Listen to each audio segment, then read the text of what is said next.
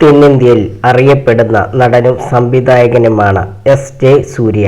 കേരളത്തിലും എസ്.ജെ. സൂര്യയ്ക്ക് നിരവധി ആരാധകരുണ്ട്. സിനിമ പണ്ട് മുതൽ നടന്റെ സ്വപ്നമായിരുന്നു. നായക കഥാപാത്രങ്ങളായിരുന്നു ആഗ്രഹം. കോളേജ് പഠനം പൂർത്തിയാക്കിയതിനു ശേഷമാണ് സിനിമയ്ക്ക് പിന്നിലുള്ള സഞ്ചാരം എസ്.ജെ. സൂര്യ ആരംഭിച്ചത്.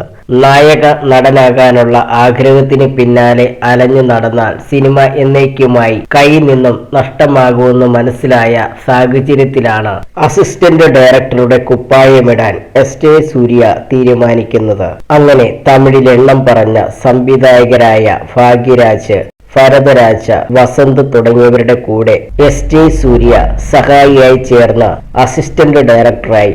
അങ്ങനെയാണ് സൂര്യയ്ക്ക് ചെറിയ വേഷങ്ങൾ ചെയ്യാൻ അവസരം ലഭിക്കുന്നത്. ചെറിയ വേഷങ്ങൾ അഭിനയിച്ചുകൊണ്ടിരിക്കുകയാണ് സഹ സംവിധായകനിൽ നിന്നും മാറി സ്വതന്ത്ര സംവിധായകനാകുന്നത്. സംവിധായകൻ എന്ന നിലയിൽ 1999 എസ്.ജെ. സൂര്യയുടെ ആദ്യ സിനിമ സംഭവിക്കുന്നത്. അജിത്തിനെ നായകനാക്കി ചെയ്ത വാലിയായിരുന്നു ആദ്യം സംവിധാനം ചെയ്ത സിനിമ. സൂര്യയുടേത് തന്നെയായിരുന്നു കഥയും. സിമ്രാൻ നായികയായ സിനിമ സൂപ്പർ ഡൂപ്പർ ഹിറ്റായില്ലെങ്കിലും തരക്കേടില്ലാത്ത പ്രകടനം കാഴ്ചവെച്ചു. ശേഷമാണ് ഖുഷി എസ്.ജെ. സൂര്യ ഒരുക്കുന്നത്.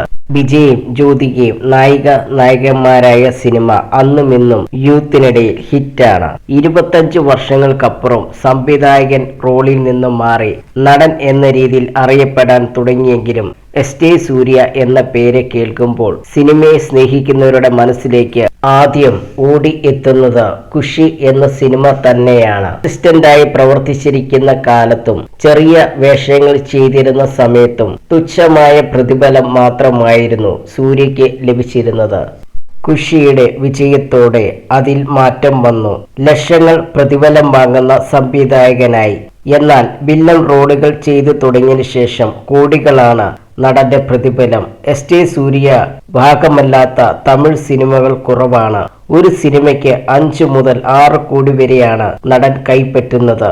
ചെന്നൈയിലും ജന്മനാട്ടിലുമായി നിരവധി സ്വത്തുക്കളും ആഡംബര വസതിയും വാഹനങ്ങളും നടനുണ്ട്.